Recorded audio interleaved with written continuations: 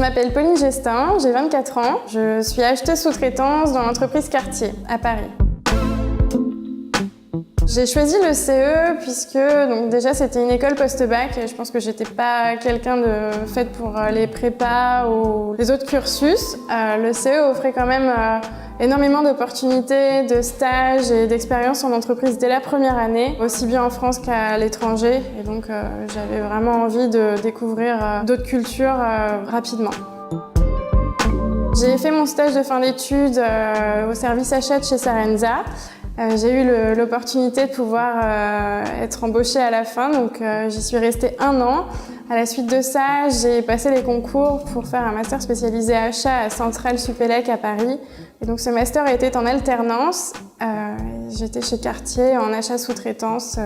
D'ailleurs, j'y suis toujours.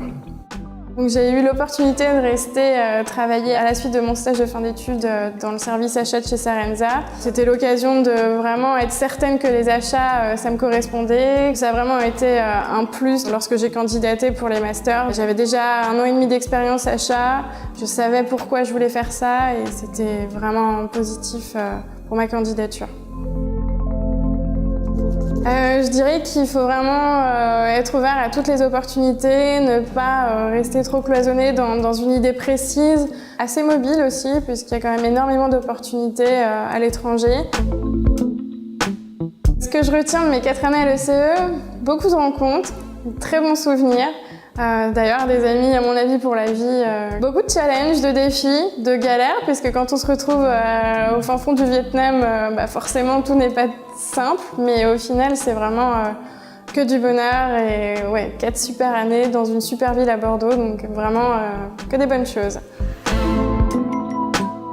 Je dirais que c'est quand je suis arrivée à 18 ans toute seule à Buenos Aires que je ne savais pas parler espagnol et c'était mon premier voyage, donc c'était une expérience assez forte et finalement je pense que j'ai pleuré en arrivant mais j'ai pleuré en repartant aussi.